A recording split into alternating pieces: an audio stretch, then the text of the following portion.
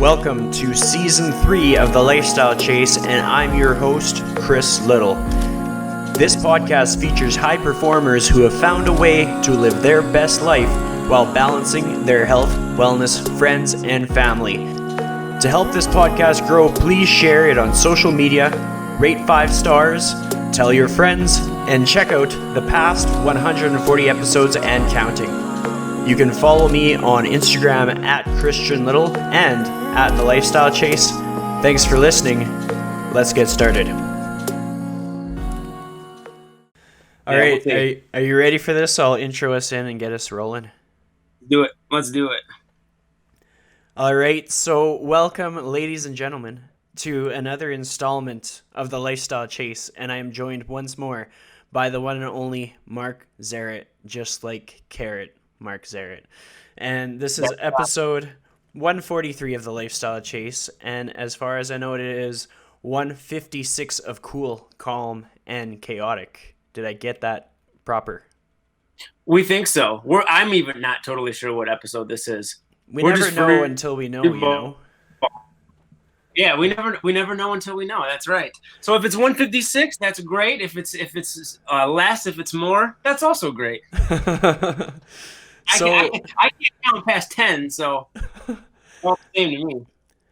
So to kind of catch our audience up to speed, about 7 days has passed since we've last gathered. Mark, what has life been like in the last week? Life's been kind of crazy in the last week. It's been absolutely fantastic, but I thought I caught the COVIDs. I thought I caught a case of the COVIDs last week.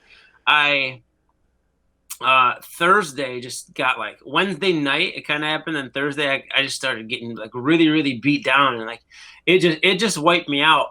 So I actually ended up going to get tested for COVID. I was going to kind of put it off and see if I felt better. Probably better that I didn't. But those test results just came back, and I'm negative for COVID. Although I still don't feel great. It's crazy. So a few people said that I should go back in a couple days because they've had like a few family members that they tested negative and then they went back and they tested positive. It was like a false negative. So I don't know. I think more so it's probably just that I haven't been around human beings in 6 months. So I'm back to work now, and I'm around like 500 kids a day. So going from 6 months of no contact, suppressed immune system, to being around the most germified human beings on the planet, probably just caught a bug. And it's weird because I have not taken a sick day in 10 years. So I've been teaching for 11 years, and over a decade, and 10 years at the school I'm at now, I've never taken a sick day. And it's weird because, as you know, like I'm one of the compromised people for this whole COVID thing. So that was kind of a scary thing. Like I have my blood work, my white blood, red blood, all of it, hematocrit, hemoglobin, platelets, they're all like astronomically low, below the normal range. So it does kind of worry me, but I never really get sick.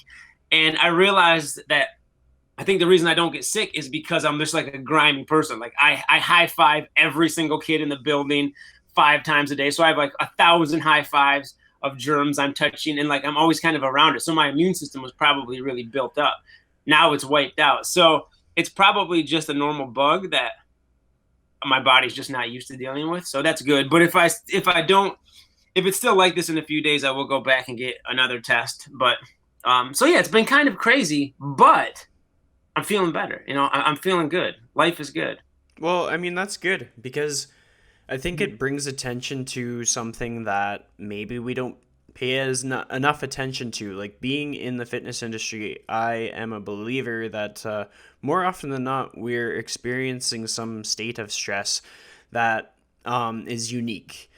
In saying that, like, you can be in emergency services and you're facing a state of stress. You can be a teacher. Well, you are a teacher, but you can be a teacher in a different capacity and face a certain degree of stress. But something about like the fitness industry in having people count on you, and like this is going to be relatable for teachers as well, but that is a whole other level of stress. I have been reflecting on it quite a bit as of late as to like if we are down, like emotionally down with our motivation, like we only get to be down for so long, you know? Like when I say that, what is the first thing that comes to your mind?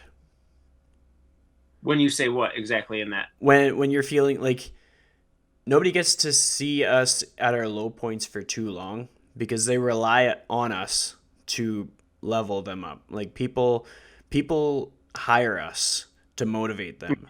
And so if we are the least motivating person that they know, what does that make us as leaders for their self-betterment, you know? Yeah, I mean that's a huge detriment to anybody that we're trying to help or be there for. And and that, I guess, that comes with a burden. I guess anybody in a leadership position or in a role of authority of some kind is kind of faced with that burden. But I think it's very important to hold that up. Like, if you, one thing that I think is really important, and I think it's beneficial for the person too. So like, if I take me for example, and there's kind of two ways we can go with this actually, and I think that they're both really important. One side is, it is important to be that example for other people around you, not only to benefit them and to be that kind of pillar of strength, but also there's a fake it till you make it type quality, and a reality of willing yourself into a stronger position. Now, obviously, with a sickness or with an illness, there's something that's like physical inside of your body that you probably can't control. But even just your mindset in that situation I truly believe will help you recover even a little faster. But I think it is an obligation, and I think that it's not even to look at it like a burden. It's almost a privilege. We put ourselves in this position, whether it be trainer um or teacher, to be that pillar example of strength for other people. And we all need that, like me and you personally, and then other people as well. Anybody in those leadership or just authoritative positions need that from other people as well. Like, it is a two-way street. But I think when you are called upon to be that example, I think it is important to do so. I think that the flip side of that, though, is it's really easy to feel obligated to do so, to the point of wearing that as like a badge of honor, and you both cut yourself off from being relatable in reality, where maybe it becomes harder for people to connect with you. Like, oh, this guy never gets sick, this guy never is upset, this guy's never in a bad mood, he's always happy. And I feel like I see a lot of people faking that too much, to the point where like people aren't stupid. People know if there's an issue or if there's a problem. Like, so there's this balance between being real and being honest. And this has been a problem for me in the past, certainly with being sick, like without letting go of feeling the need to wear that as a badge of honor, and always be propped up like everything is hunky dory when it's clearly not. Everyone goes through issues. And then also not being so over the top, and also like, I don't necessarily know that this has to do with being like physically sick, like getting a virus or an infection or something, but like the showcasing your struggles in a glorified way to try to connect. So like, this is something I see a lot of, and it's actually a little bit frustrating. It's like this need to seem vulnerable that a lot of people will do. So they glorify their struggles in a way to relate that is clearly BS. So like, and maybe it's like in the fitness industry, you see a lot of this, like, oh, I ate 2 dozen donuts. I can't believe it on this weekend. Like, have you ever had this happen to you? Like, you didn't eat 2 dozen donuts. You didn't. You want to make it seem like you just ate 2 dozen donuts, and then lay out this scripted plan of like how to get back on track and what you did to get back on track. I think that the reality is somewhere in the middle of there. Like, yes, we all struggle, and it's important to not keep that harbored in all the time.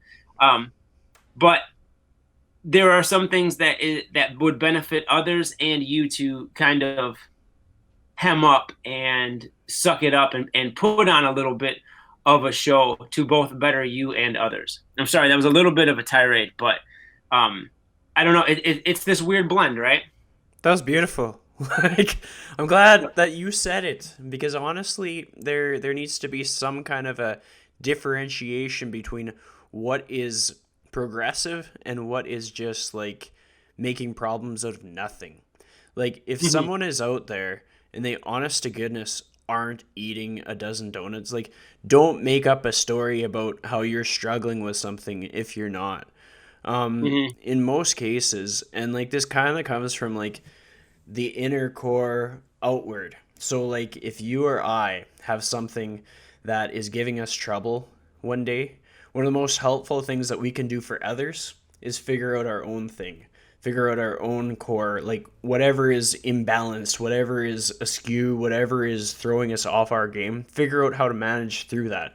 And from that point forth, that's when we come out with a post to speak about it. That's when we become relatable. But there's no Yeah. sense in like just making something up just to get a new lead, to get a new client, to build up our following, to fill out a like mold or template that somebody else set in front of us. Like if we're handling it all right, then work with it. Figure out what Yeah. we aren't handling and go in that direction, because some people have their nutrition in check and they don't need to pretend that they don't, because perhaps maybe they struggle with their self-worth, and for them to just share what they have to do in order to put themselves on a platform, like some people to do a post and it's a picture of themselves, they struggle with looking at that picture of themselves. Hmm. Like for me, when I post a picture of myself, I'm kind of over it. Like my hair thinned out in my early 20s. Now I just shave it off. I don't care what that looks like. I don't care if I have like a hairy back. I don't care if I'm 5'8". Like all of that, I'm over it. I'm beyond it. Like I used to get made fun of for like having thinning hair. I used to get made fun of for not being 6 feet. And then it's just like whatever. It's behind us. So I can post a picture and I'm cool with it, and I don't have to focus on that. But like there's so much in my journey where I have to like navigate the treacherous waters of uncertainty.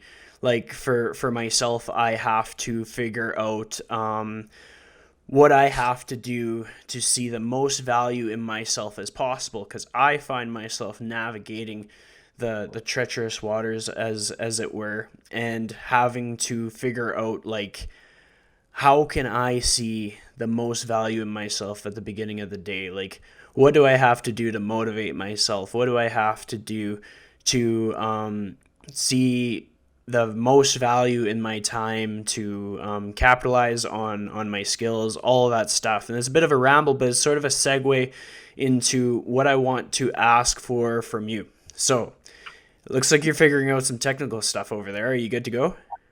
Yeah, I'm great. I was just jotting a couple things down. Sweet. Like, um, before you go on, like, and what I do love about, I love everything that you just said, and I think that's so fantastic, and it's cool because you say that in such a way that is clearly a growth that you've had over the years. Like maybe you said you were self conscious, maybe your hair was thinning, or you weren't 6 foot, and now when you post pictures, it's not that you don't even look at those things. It is just you. It's who you are, and you've accepted that, and you've become happy within them, and maybe you've shed a lot of the fluff or the irrelevance, and I think that's hard to do because what we focus on is not like, if we're focusing on something and it's significant in our mind, to just say it's irrelevant is easy to say, but it's not truth, because for whatever reason it's a big thing in your mind at that moment. So it's like progressing over time in a way that is like true growth, and I think that comes out clearly, like in your post. Like I was talking about how dope your website is. Like if you guys have not been to Chris's website, like that thing is off the chain. Like it looks smooth, it's great, all the transitions, the videos, like you're just a good looking guy, like it's just everything.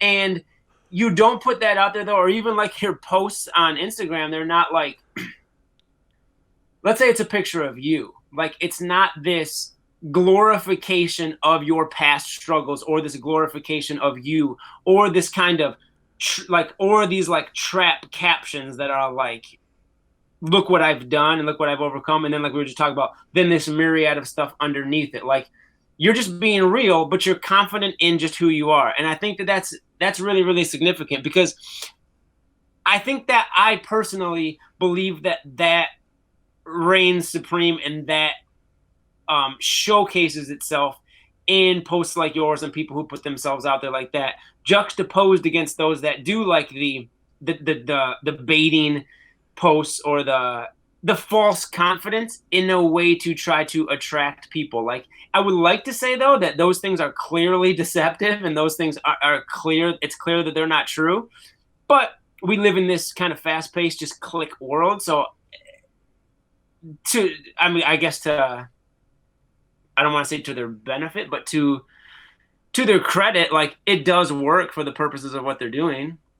Like you will probably get more attraction doing that. And if your goal is to get more attraction, then that's the case. I mean, if you're I mean, look, but that's what Instagram is, right? If you are like a super attractive person and you just take off all your clothes, you probably get way more followers than if you actually try to like help somebody lose weight. Yeah, well, You I know what I mean? mean, and even it can be any context to help somebody lead a healthier life. Because like my brand isn't so much tied to losing weight as it is to just like finding more fulfillment through life. I'm kind of like a hippy dippy kind of guy. But I love having said that, I feel like I'm pretty effective at it. Like I feel it. like whereas I might not have the most following or the most popularity, I get the job done and you get the job done. Like we get our clients from point A to point B on this glorious road of sustainability in which they don't have to feel like they're going to be let down by us. We got their back and we deliver results. Like people get stronger mentally and physically from being around us. However, going off on a bit of a tangent there, I want to dial us back in. So, we kind of talked about how like my approach with my self image, with some of the obstacles I've overcome. But what about yourself? Like, we're in the middle of a pandemic where you are immunocompromised and there's all kinds of things going on around you. What is the self talk that you have to do in order for you to be that strong person that people look to for leadership? Like, people are listening to your podcast to get some guidance, to kind of like feel a bit safer. Like, a podcast is a safety blanket. There's so many times when a person feels like unease and they look for a podcast, or a person needs answers and they look for a podcast, and you are that for someone. So what is it that you have to do to be that person on a day-to-day basis? I think it goes even just beyond a podcast, or it kind of transcends into any area of life. It's just, I love to have, and I consistently give myself perspective checks on the position I'm in right now, the position I've come from, and what the reality of life is. Like, yes, I am immunocompromised, and yes, there's a lot of stuff going on, and the world is full of struggle. But what I love about doing like a podcast, if we just take the podcast for example, it is it's a it's a reflection of really how I view life and how I approach life. Like there is more. I would love to say it's just a health and fitness podcast, but it's not. I think health and fitness is a big part of people's lives, and it should be. But we live full lives, and sometimes you might go to a podcast, and maybe you're listening to a podcast, whether it be the Lifestyle Chase, whether it be Cool, Calm, and Chaotic, or a myriad of others that are just fantastic. Sometimes you might look to them, and you might need to really cling on to something that's being discussed, and maybe you really resonate with it, and it speaks to you at a time when you absolutely need it. I think that is important. I think we need to seek those things out, and I think we all naturally do seek those things out to help get us through times, to help pass the time, and to help maybe lift us out of a rough situation with like almost like instruction, with tactile things that you can kind of take away and draw from. And then other times, like, we do a lot of things in life that are not a distraction but a fulfillment, but maybe they are kind of seen as a distraction at times. So like maybe you listen to a podcast at a certain scenario, and it's just like a time to get away from the stresses of life, and we're just BSing about music, or we're doing an overhyped, underhyped about going into a float tank. And yeah, maybe there's some instructive things you can get out of that. And maybe it was just a time to detach from life and it just allow some of the stress relief to hit in, as you just hear two characters talking about their experiences in a float tank. Like we, and to bring this together, like the perspective is that the perspective that I always look to is that is what life is. And we are always in a position where people have it worse than us, people have it better than us, and we will see through to the next day. I would love to say that I have no fear of going around people right now, and I have no fear of getting this coronavirus. But the reality is, I have the potential to, and if I do, I'm just gonna put one foot ahead of the next and just get through it. I'm gonna live my life not dictated by other people either, and also not dictated by my own emotional state in the moment. So like when I'm getting uber stressed out about what if this, what if that, immediately have like these perspective checks, and I have a lot of like self-talk to kind of bring myself back down to center and realize I'm catastrophizing this situation, because I think that is a lot of our struggles. We look at other people, and we look at the gap of where we're not in comparison to them. We look at a current stress that we have, and we immediately go to the worst case scenario and assume that that is what's going to happen, or that that is the scenario that I'm in. And the reality is, in most all situations, we're just catastrophizing that in our own mind to the point that it becomes unbearable. When if we take a step back, whether it be you're upset because you're stuck in traffic, whether it be because you just got horrendous news from the doctor, whether it be whatever, whether it be with your diet, your nutrition, your fitness. I can't do this. Oh, I effed up, and I did eat the 2 dozen donuts, like some obscure thing. Like, the reality is, you probably messed up a little bit, and you are allowing the stress and overwhelm to catastrophize yourself into thinking that it's unsalvageable, that you're in the worst case scenario ever. And when you stop, take a big deep breath and look at the perspective of the situation, you'll probably realize that it's not that bad, and there's a lot of good going on around you right now.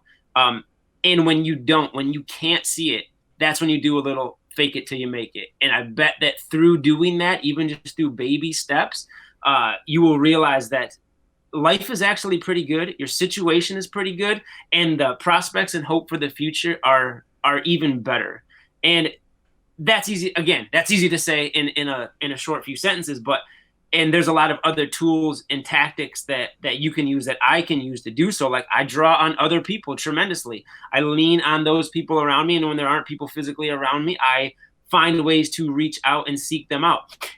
This kind of topic, this same scenario, has come up multiple times on this podcast in different situations with different people, where a lot of people will attribute the position they're in to luck.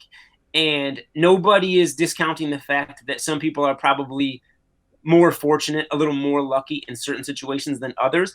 But most of the time, and especially in any time to progress, the people that got quote unquote lucky put themselves in a position for those good chips to fall as they did in their lives. Like, if you acquire any type of success, maybe some good fortune did come your way, but my guess would always be that you put yourself out there in a position for those good things to happen. So, like, action begets more action. When you start to take steps, as baby as they might be, you'll see this like landslide of good things and momentum coming your way. It's when you sit still and sit in your own stresses, and that's hard not to do, by the way. And I'm not saying that this is no way, shape, or form like when you're struggling, just snap out of it and go do something. Like, it's certainly not that simple. But the truth probably lies at the opposite end of that. Well, I think that's really beautifully put, and it really got me thinking about a lot of different things. I mean, one of them being, it's just like, yeah, I often say, and I repeat it over and over, I think that we all have our struggles. Like, I certainly have struggles that I have to overcome. I mean, last night I was reflecting on like my week, and I was feeling like defeated. I was feeling a little bit burnt out. Like, I mean, that's something that's just going to happen. That's sort of like a life factor, especially when you apply yourself really hard to move forward, to get some growth. You're going to have like these moments where either you bit off more than you could chew, you didn't make a really good assessment of how to spend your energy, you got distracted by things out of your control, you started comparing yourself. Like, all of these things are going to have an impact on you. So then what do? And so for myself, like, I started writing a post and I ended up deleting it, but I found that process, much like journaling, was helpful for me. And because this podcast is to help people, I'm going to share a bit of that. So, like, when I'm dealing with things that are out of my control, that are wearing me down, the things that are on my control that I struggle with is setting myself up as though I am the most important person in my life. And I think a lot of people, I've had tons of conversations where other people are going to be in that scenario where we're really bad at taking care of ourselves. Like, just point blank, we're really bad at taking care of ourselves. Our parents, like, they're going to put their kids before themselves. Trainers are going to put their clients before themselves. Partners are going to put their partner before themselves.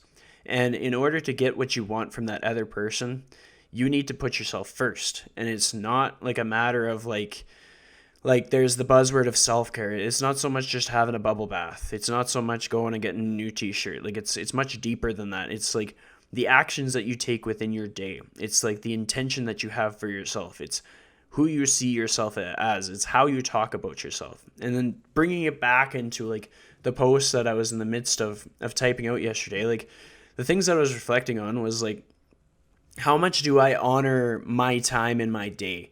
Like is it a grand ritual, or is it a I have to do this?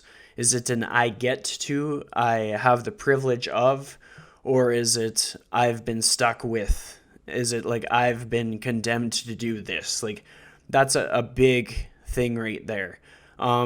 What is my environment like? Like I'm horrible at making my bed. So why is that? Because if I made my bed, how would I reflect on things a lot differently? Why don't I make my bed? Because I wash the sheets and the duvet is really hard to set up and I get lazy. Is it okay to be lazy? To a degree. But if I want better outcomes, I got to put in that work. It's much the same as when a person wants to experience progression in their life. There's quite a bit of a degree of work that they have to put in.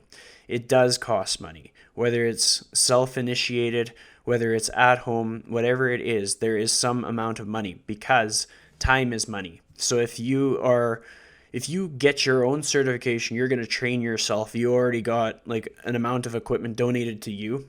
That is still money in the time that you were spending on that. That is time that is dedicated towards your exercise, whereas it could have been dedicated towards time spent with different individuals. Like it's not bad to invest in yourself. Like so often we make the excuse, the barrier towards progression, because we are putting these values on things that become barriers. Like to explain that further, it's like it's okay to delegate periods of time to very certain core things. Like we can only make so much money. We can only spend so much time with our loved ones or with our partner or with our friends. Like there are lines in the sand. They're not like finite. They're not always going to be the same. But in order to dedicate time towards the betterness of our wellness, towards the betterness of our nutrition, like we have to dedicate time in order to invest in that, whether it be the time or whether it be in someone educating you to be more efficient with it or to understand it better, to have a better depth of knowledge. Like that is an investment that you don't get to skip it. If there's Mhm. something on the internet that says this is the quick and easy fix, it sucks because it only lasts like 2 months. Like it doesn't suck because you shouldn't try it and see it for yourself. It sucks because you're gonna have to try something again later anyways. Like when push comes to shove, when we're making our assessments, we need to look towards sustainability over all else.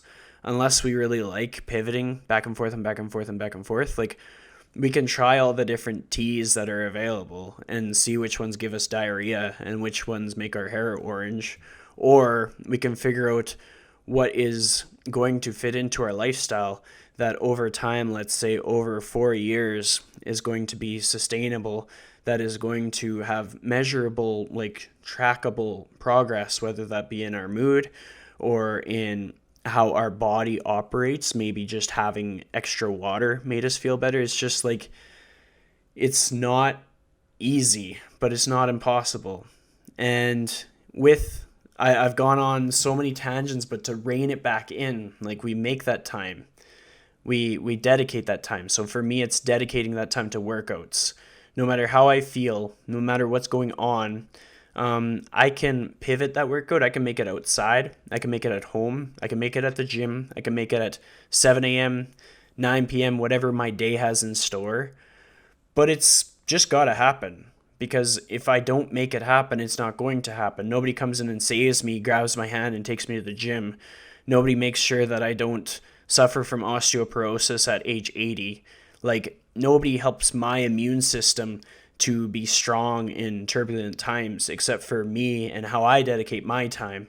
Like, no matter which partner I come across, no matter which friend, which coworker I work with, which mentor I have, it's me putting in that effort. Nobody else is going to save me.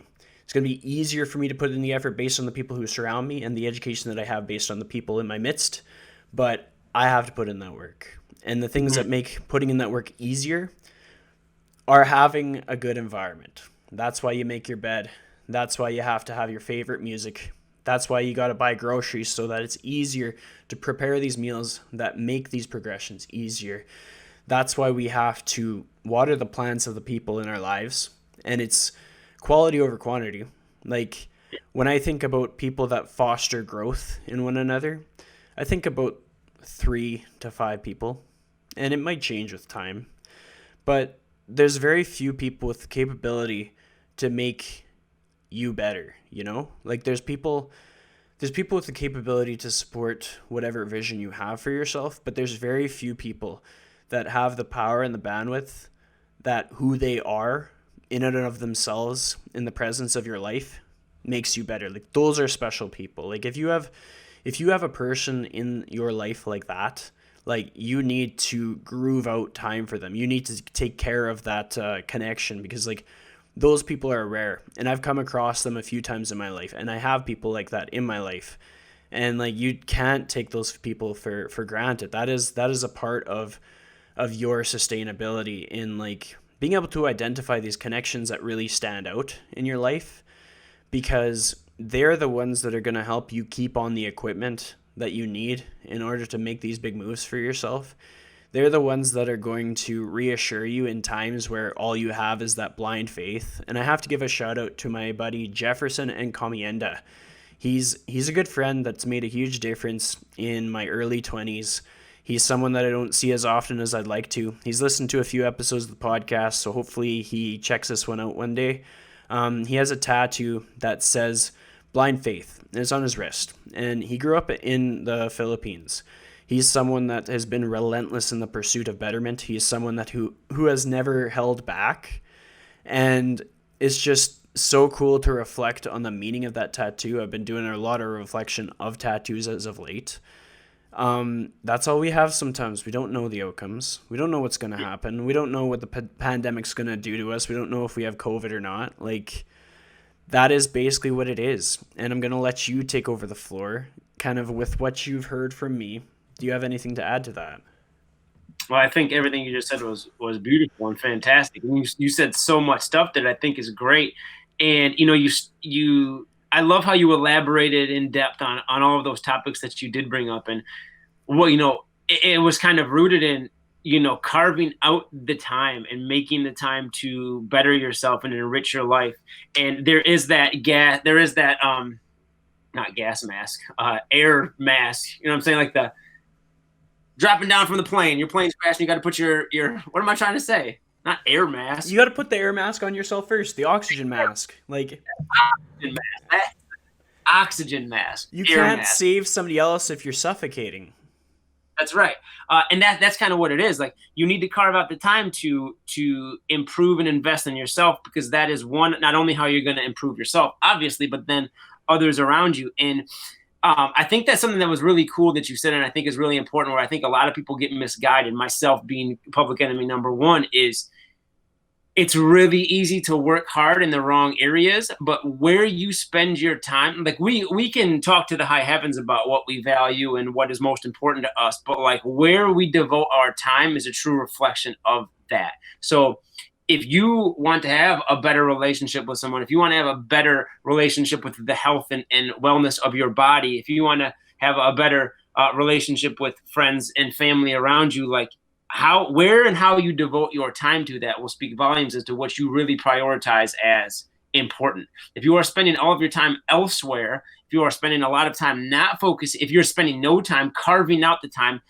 creating a schedule that is sufficient to fulfill the betterment of your fitness, of your grocery shopping, of your nutrition, then you're really just giving lip service to it, and you don't really believe that. And I think that the bigger problem is we are just misguided because we have not narrowed down what our values are and then worked backwards from there. Like, I don't think, if I were to say, what are your core values to a lot of people, you might say family. Family is always important, and like integrity is great. And those are really just buzzwords. It may actually be true, but what is it about family? Let's just take family. Like, is it spending time with family? Is it bettering those relationships? Is it staying connected with a certain amount of people? Is it creating memories with them? And if so, whatever it is, why is that important? I think that we can go back to like Simon Sinek's start with why and all of these reasons why finding your why is significant. But I think that identifying what our values are and then troubleshooting and then really seeking help, seeking guidance, seeking those mentors, seeking those people that will edify you in those areas to help build tactics and skills um, that truly aid getting to those values and making those important. Because a lot of times we work at things, and this has been one of my biggest struggles in the past too, is like I'm great at working really hard at things, but probably not always things that are pushing me toward a value or a core or a goal of mine that I have. I'm just kind of spinning my wheels, and I think this is certainly clear with a lot of people with weight loss. Is they're certainly working real hard, but they're not. So I have this thing. And I think it's important for people to identify this in their own lives in any area. There's a huge difference between working hard and hard work.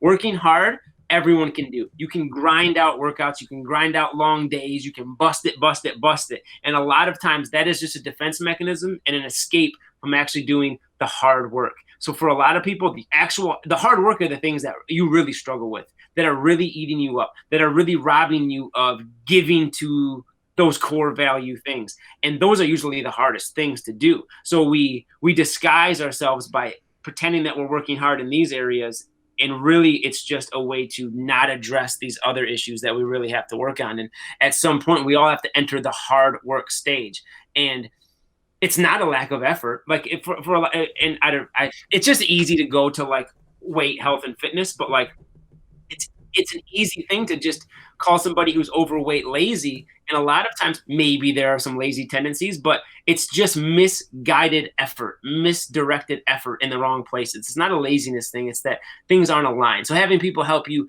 align those, I think, is really, really important. But that does apply to almost all areas. And you did a really good job of pointing that out. And like, you have to devote the time. It's not wasted time to devote time to bettering yourself, because who that makes you and what that leads you into are exponentially greater than any time you're going to sacrifice in the now. All that, the 2 hours you carve out to get in your workout, like you said, if you can't make it to the gym, you make it a staple, you make it a part of your character, that this is what I'm going to do because of who it's going to make me become. You will get those things done, and you will always end up better on the other end. And I think it just comes down to values, like figuring out what your values are and then troubleshooting how to get there. And mentors can help tremendously. Like, for starters, the name Jefferson Encomienda is probably my favorite name that I've ever heard. That's a fantastic name.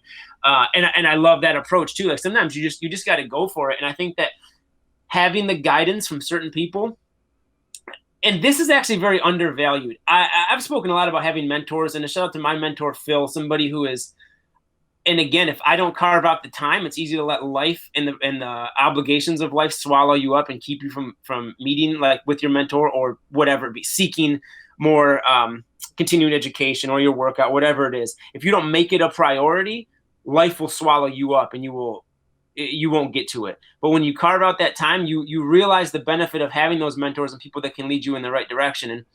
And what I was going to say is, I think it's a very undervalued thing that sometimes maybe that blind faith is simply putting it in somebody that you trust. Like, it's great to know the whys of everything, and it's great to know why we do this and why we do that and what are the benefits of this and yada, yada, yada. And sometimes it's good to just take a step back and say, I'm doing this because he said so. Like, when it comes to health and fitness, go do a workout that Dan John put together. And why do that? Because Dan John said to. I'm going to do this because Dan John said to. And right now, I don't have the mental capacity to even try or want to figure out why, but I trust him. It's not just some blind Yahoo off the internet that I'm looking stuff up from. I have those trusted people. And that's where, like, you brought up your environment. Like, are you creating an environment that puts you in the best case scenario for success? And a huge part of your environment is the people that you surround yourself with. And maybe the people that you look up to. So when your willpower is fleeting, when you are kind of on the rocks and you're on shaky ground and maybe life's stresses are bearing down on you, you just have that quote unquote blind faith in those people that you've come to know, like, and trust. Most importantly, be trust.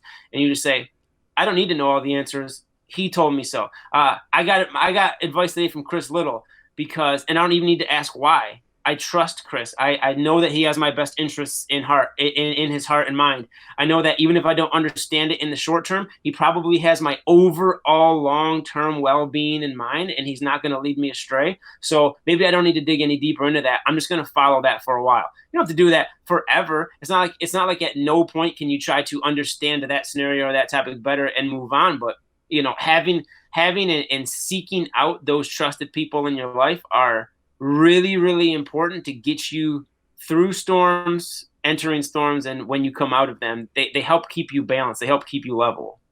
Well, I mean, you brought up a lot of good points, and I'll pay some more testament to Jeff. He's someone that I met after I graduated high school, and the cool thing about him is like we went to high schools that were like 30 minutes apart. We never really knew each other until after graduating, and then we just grew closer together after a few like different parties and gatherings and just mutual friends bringing us together. And we have a few monumental trips that we went on. Like we went to Hawaii 2 times. We went to Las Vegas 1 time. We've gone to Montana at least twice, and it's just from him I saw that everything that I wanted to be was within me, and it was just a matter of me stepping up to the plate. There was nothing more that he could do for me. He wasn't going to come save me or anything. And like he led by example so many times that I would just see him just like walk up to a girl, introduce himself, and all of a sudden like it was just a matter of that like confidence, just self-confidence that you are enough in the shoes that you're in with whatever is going on in your life. Like life doesn't have to hand you all the cards. You don't have to be dealt everything in your favor. You don't have to have 200 likes or 20,000 followers or be the top podcast in the world. You're good. You're set. Now, do you believe it or not? Like sometimes it's just a matter, do we wake up and believe it, or are we kind of waffling on that a little bit? And something else that you brought up that I really wanted to dive into a bit more is that pretending to work hard. I love it. I love it because social media is going to have so many scenarios, and we're all going to play off it from time to time, that pretending to work hard. Who does that serve? Like if we're making something that makes it out as though we are just crushing it, if we are not, who does that help? If we are, that's wonderful. We earn that. But if someone spends all of their emotional energy trying to portray that they are working hard, what is the product of that? Like, who does that impress? Is it going to move the needle, or is that going to dig them further down? Because when push comes to shove, when we're looking at the measurables, it is like who we are at our core, how we feel at our core. Because like we operate a ship on like wavy seas of the ocean. Does our ship have a hole in the bottom, or is our ship built to ride these waves? Because nobody cares where we are in the ocean. They care if we're floating or not. Nobody cares if we're on the Titanic or on a little dinghy with a light vest. Like it's whether we're floating or not. Because we're going from one coast to the other. We're going from North America to Africa. Like we're on a journey. Everybody's on a journey. Everybody's coordinates are different. But if it's whether we're floating or sinking is the question. So like whether we look like we're working hard, whether our picture looks beautiful and gets 1,000 likes or 2, whether we're floating or sinking. And so for me, a lot of my posts, they help me do that self-assessment. It's like, am I floating or sinking? I'm like, shit, like we're going through some waves today, but I'm floating because I can kind of assess my situation. I can figure out what I need. I know that I need to have a podcast with Mark Zarate.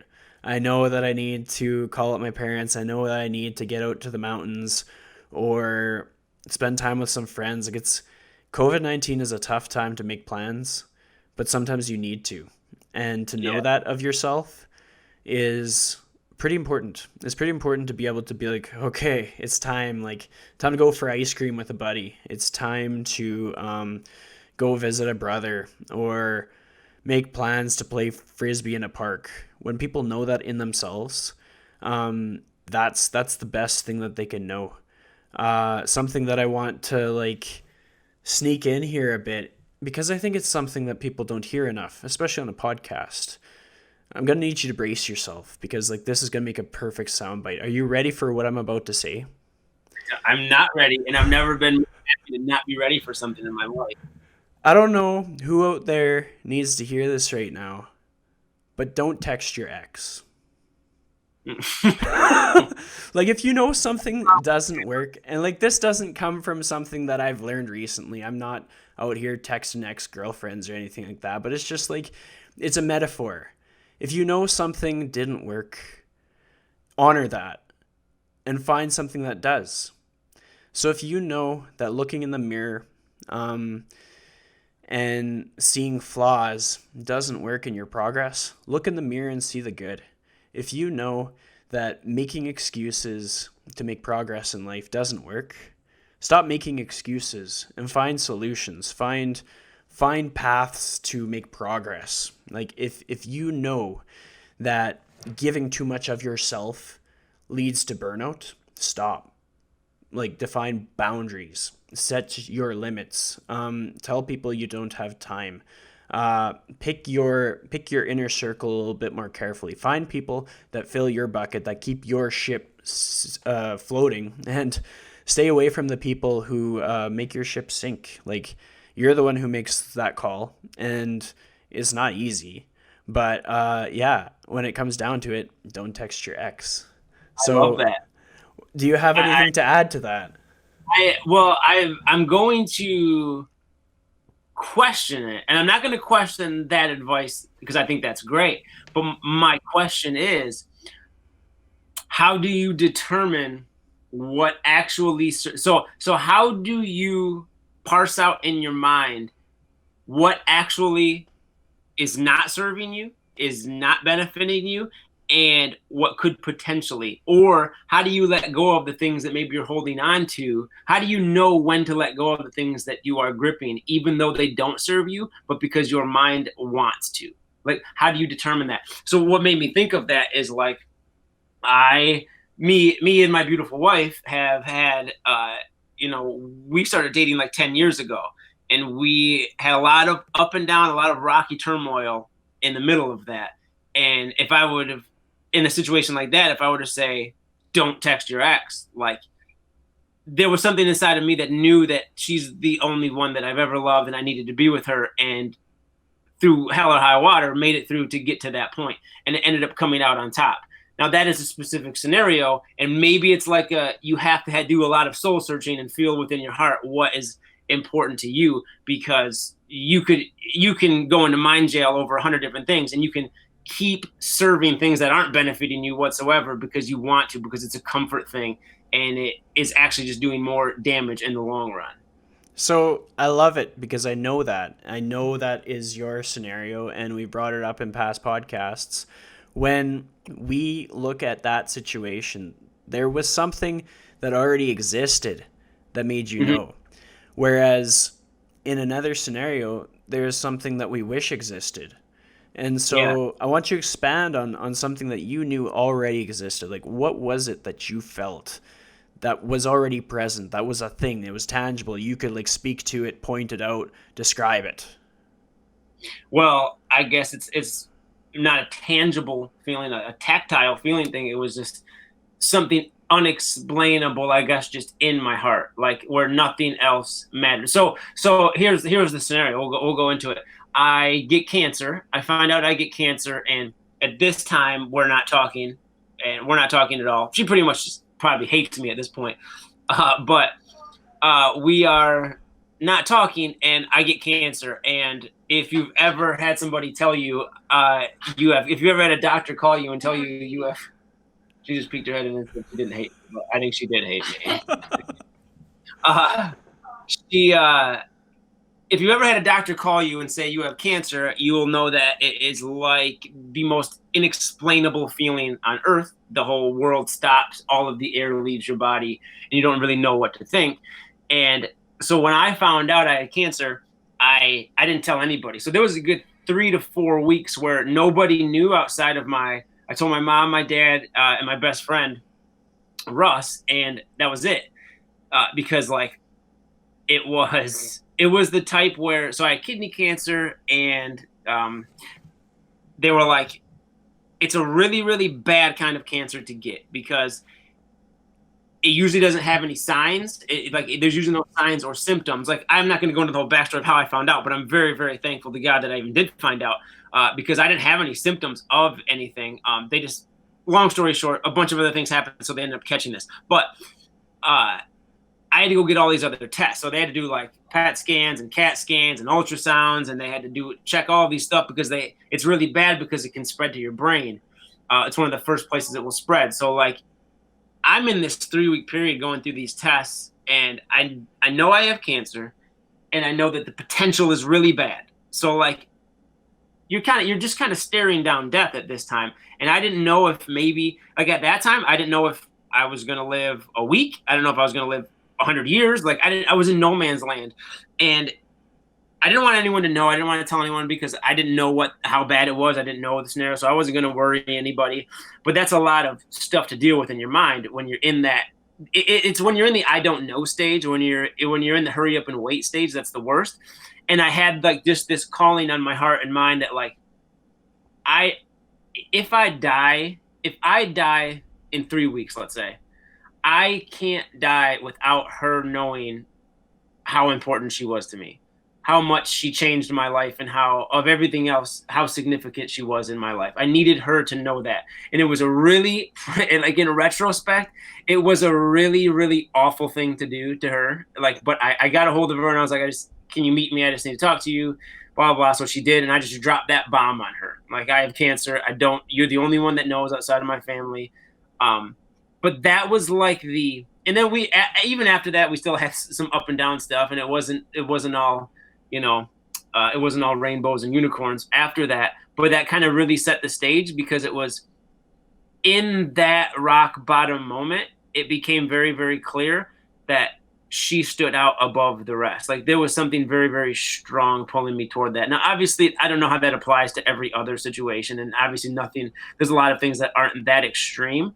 But there was a clear difference between, I just really, really like this. Like, when you're hitting that rock bottom moment, it makes it pretty clear the things that are significant and not significant. It's like if you struggle with smoking, or you struggle with some type of eating problem, and your obesity leads you to get some type of terminal illness, or your smoking leads you to get cancer, some type of cancer, and they say you need to, like, you can try to quit smoking a bunch of times and it might be a struggle. And then suddenly you say, okay, if you don't quit smoking, you're going to die. It will probably make smoking a little easier. Your actual true significance and importance will be thrust into your life. Well, I think those are important points, and like, it brings upon anybody who hasn't been in your shoes an important analogy. It's like, are the people in your life people that you would like to let know how much they mean to you if you have one chance left?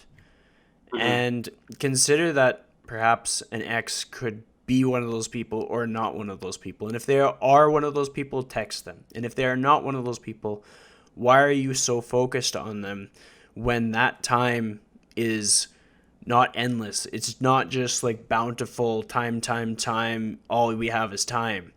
And like, especially with everything that 2020 has taught us, we only have so much time. We only have so many ways that we can apply that time.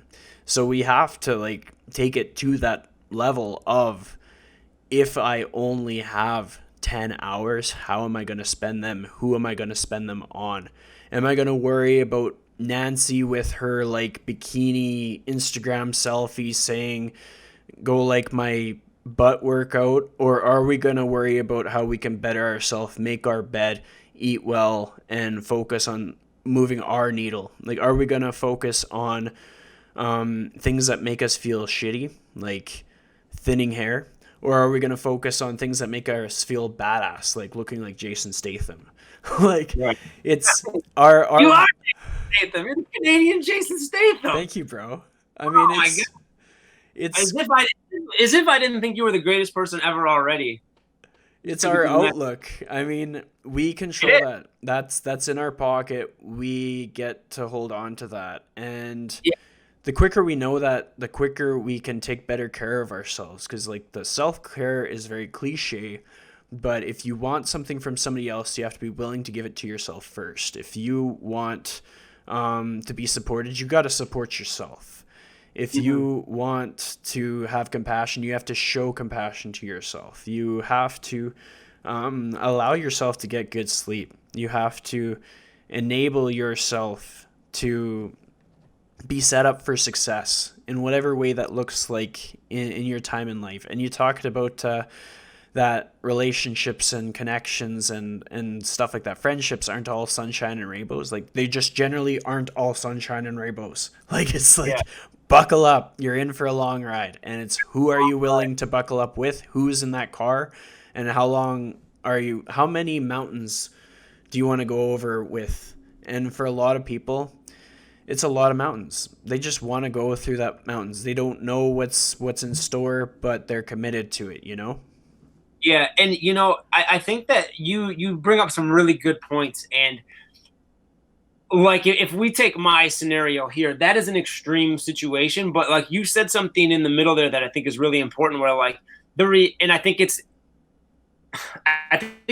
the it's always looking at the gap of what we don't have or where we think we should be. But like when you apply it to relationships, the reality is most relationships, whether it be like an intimate relationship or even with friends, is that, and it kind of goes back to the catastrophizing thing. Like life will move on. If the worst case scenario did happen, it's probably not that bad, and there are probably other things that will serve you even better. So like we hold on to whether it be friends or intimate relationships or even family, or we hold on to this idea of things that we need to do or should do or have always done, and we feel like we're going to lose everything if we give them up, or we feel like if we don't reach back out, if we don't try to make those connections again, we're going to lose something drastic. But the reality is there's probably something better waiting for you on the other side if you just let that go. If you were to lose some friends in your life that you really think deeply about, or maybe those that are really you kind of have this rough relationship with, if you, without animosity, without burning all bridges, just walk away and walk towards something better. It's this whole thing of like you almost want to not leave behind something, not run away from something, but run towards something better. When you start to go towards better things and realize that there are better things out there on the horizon, you will find them, and you will realize just through experience that all of that stuff before was just serving your poor interests. It was not serving your best interests at all, and you found something that's exponentially better than that. And it starts with taking care of yourself. One of the 5 books that has transformed my life more than anything is Jordan Peterson's 12 Rules for Life, and there's a lot of key takeaways in there that are significant, and a lot of them revolve around the way that we treat and build up ourselves. And there's 2 specific things. One, he highlights how, like, and you alluded to this concept earlier about how we'll take care of friends and other people before we'll take care of ourselves. And like studies show that people will much more regularly make sure that their dogs get pills and medicine on time as opposed to themselves. They'll miss their own medicine schedules.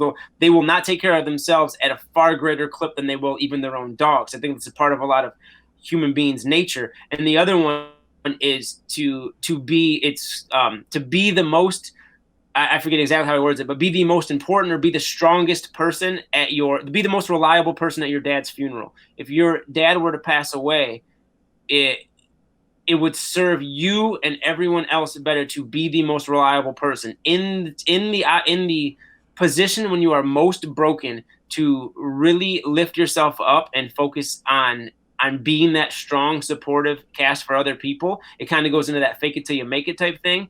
You will probably come out of that experience an exponentially stronger person.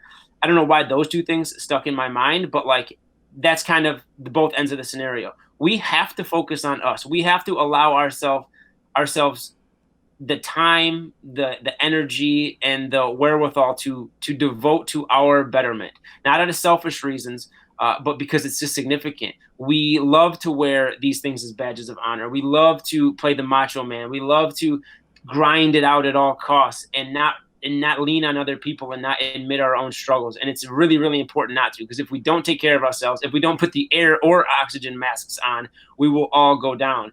And then, and you balance that with at times stepping up to the plate when you have to, because that is just the position that you're called to do. Um, Finding that balance and when you identify your core values, I think it makes it easy to determine when it is important to do either one of those. Because I think a lot of people live in the world of extremes. We have to put on the show that we always have to be the most reliable person in every situation, and we can never show any weakness, and we let that stress mount up so much that it breaks us. And then the opposite end is like we just don't really focus to take care of ourselves. We're just kind of lackadaisical with our own health and wellness and with our own well-being, whether it be physical, mental, emotional, whatever. And we're just kind of, comme si, comme ça with everything, c'est la vie, as they say. And the reality is, with a lot of things in life, it's having the discernment and having the wherewithal to determine when and where you should act in the way that you should. That was a lot of mumbling. I'm sorry. Well, no, you touched on a lot of really good points, and we're reining it in to cap off this episode a little bit. But one thing that I'll bring up is I want people to put themselves in a situation where they're open-minded and willing to try this out. I know, like, as an introverted person, I tend to overthink like crazy, but that also gives me some superpowers into how to overthink really well. So, in order to dial in what you're thinking of, you have to remove all other distractions. And the best way to do that on a very like standardized level is to get yourself into a silent room in darkness so you can really think. So you're not looking at your phone, so that you're not hearing the ping of incoming messages, so that you don't know what time it is. You're making sure that you got nowhere else to be, and this is like an open time slot for you to do some thinking within yourself. And when you're in that dark room and you're thinking to yourself and you're assessing everything in your life, I want you to think about like, okay, now, like, what people are coming to mind, and like, why can I explain to myself why I'm thinking of this person or why I'm thinking of this thing, and start to sort through that stuff. Like, start to really make assessments like, does this person make me feel better or worse? Or like, why does this person come to mind? Was this person like a pivotal friend? Is this person like a really ride or die kind of mentor? Like, does this person want to see me eat? Like, is this a person that wants to see me flourish, or is this just a person? Is this just somebody that pops up in my mind because I see them on social media?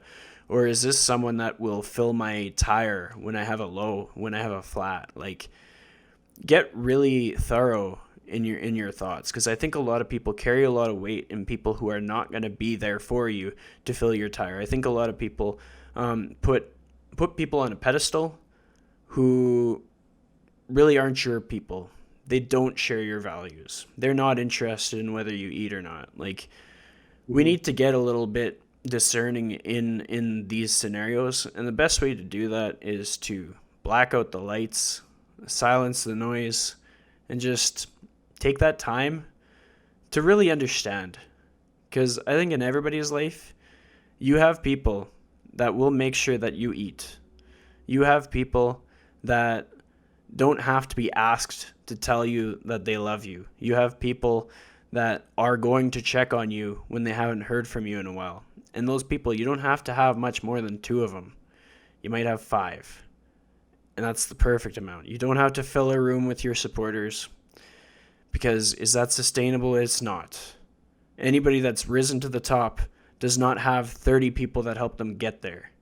They might have had people that kind of made entrance now and then that contributed, but when it comes to the long haul, that's your ride or dies. These are your partners for life. These are the people that you call up when you don't know if you're going to live or die, that you have to let know how you feel about them. That's your people. So for anybody listening, I hope that they take the time to make that assessment, because that's the best advice I have.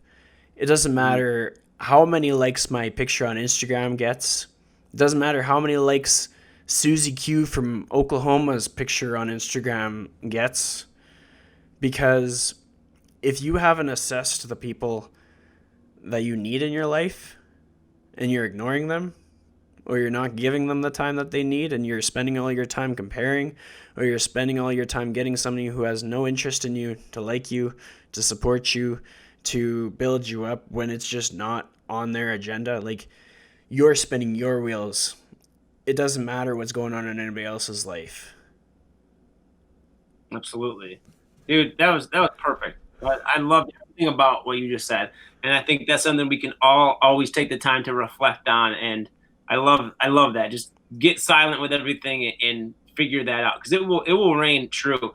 And a good kind of bookend here. And I think something that can be helpful with that is started this talking about like maybe people that bait people or do the like over exaggerate things to try to get people to follow them, or just maybe the people that go on Instagram and just like do whatever to try to get followers or whatever. Like I don't belittle those people. I don't begrudge those people. I think that's fine. Do whatever you want. I'm also like the type of person who doesn't like people that sign like $500 million contracts. Like I think that's great. Go make. It doesn't bother me at all. Go make as much money as you want. That's all. That's totally on you. I think that one thing that can be helpful though is to maybe have that mindset where we don't even. It's I think sometimes when we do this, and I think what you just said is so important, when you focus on those two, three, maybe five people that are everything, it doesn't mean that we have to shut out the rest of them. And it doesn't mean that it's necessarily a bad thing. We don't give all of our attention to those things because they aren't serving our best interest. You don't have to put a blockade up. And it's not like, like Chris is not saying that like you have to disregard all of those people or even have any animosity towards them. They can do whatever they want, but you know that you are putting most all of your attention and focus on those things that are best serving you. You can still be loving, be open, be welcome to those other ones, but you're not chasing things that aren't fulfilling your life in the most fruitful way. Put all of those eggs in that 1, 2, 3, maybe 5 people basket, and then just allow everyone else to look into your basket. Be open, be helpful, be whatever, but don't run on the hamster wheel chasing those things that aren't actually serving you and actually giving life fulfillment to you. And you can do that without animosity, without begrudging, without bitterness in any way, and without feeling like you are letting something go, because you're not. You're giving towards something better. Because really, at the end of the day, like that self care is about figuring out whose baskets your eggs belong in. Mm-hmm. So, and I love eggs. Absolutely. I mean, I eat a lot of eggs, so A lot of eggs too. I just love them. I love them all.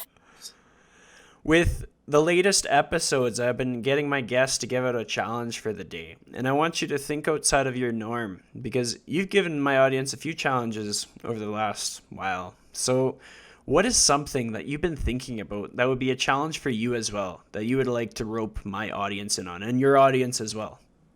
Okay. This I'm glad. I don't know. I just thought about this, but I think this will be great. It ties into something that I promote all the time, and that's taking a walk. I think that everyone should take at least a 10-minute walk every single day. Now, but here is my challenge. If you are somebody like me who will use a lot of that time to open up a podcast, maybe open up a audio book, maybe actually I like to go on walks and bring physical books with me and read them, or just listen to music. I'm gonna challenge everybody. This for the rest of the month. So what is today? Like the 12th or the 15th? Goodness, sorry, the 15th. So for the next 2 weeks, until October, make it a challenge to go on a 10-minute walk every single day, even if it's just up and down your stairs, with no music, no distraction, no audio, no phone in your hand, no nothing, just your thoughts, and then do what Chris just said. Take that time to think about the people in your life, think about the core values that you might have, and then ask yourself why on that walk. Don't try to force thoughts in or out. Just whatever comes into your head, just go with it. And with no distractions, maybe for starters, you're going to get a 10-minute walk, and I think it's going to be fantastic. You're hopefully going to free your mind, and perhaps at the end of that, 10 minutes at a time, you will. I actually have this idea of this thing called 10 minutes at a time that's related to something different, but maybe 10 minutes at a time for 15 days, whatever, however many days we have left, 16 days, 15, how many days are in September? We'll call it 15. We'll call it 15. Maybe for that time, you will figure something out about yourself. Maybe you'll figure out who those significant people are. Maybe it will just be a chance for you to de-stress and get away from the noise, get away from it all, get away from the distractions. And I really, really feel like if you can do that 10 minutes a day, that's going to be super difficult for me. Super, super difficult for me because I usually read or listen to something on every single one of my walks. So take a 10-minute walk every day. That's my challenge. I will try to make this short-winded after I've just long-winded this. Your challenge, 10-minute walk, no distractions whatsoever, just your thoughts, and focus on who, what, where, why, the significant aspects of all of them. I'm going to one up you on this. It's a 15-day challenge. You and I have to tag each other on Instagram every single time this is actually happening. We're actually going to do this. We can't let each other down, and we're not allowed to be distracted. So we do our little caption to signify the start, and roll from there. And then we'll be able to compare notes, see what happened, and hopefully we take some of our audience along for the journey. So if anybody is listening to this and you're going to take on this challenge, just call it the 15-day 10-minute walk challenge and tag myself at Christian Little and tag Mark at Zarate Fitness. And Yes, let's actually do this thing. let's do it. We're all in this together. We're all held accountable now. Everybody listening to this, 10 minutes a day. Thoughts, just your thoughts. 10 minutes and your thoughts. A little walk. Tag Chris. Tag me. Let's build this up. Let's all get after it. Let's all find a little bit. Let's all find ourselves a little bit, as they say, over these next 15 days. Absolutely. So, with that being said, I'd like to thank you so much for coming on my show, having me on your show, and making this happen for another week in a row. Every day I get to talk to you, my life just expands tenfold, my friend. So the honor is all mine. Yeah, we could do this every single day, and like we always say when we start talking, we kind of have an idea, maybe some things we want to talk about, but we're not boxing ourselves in. We're just letting it go. And look at that, suddenly an hour and 20 minutes later, and we talked about a lot of stuff. We even got a challenge out of this. Absolutely. This has been awesome. All right, man. You enjoy.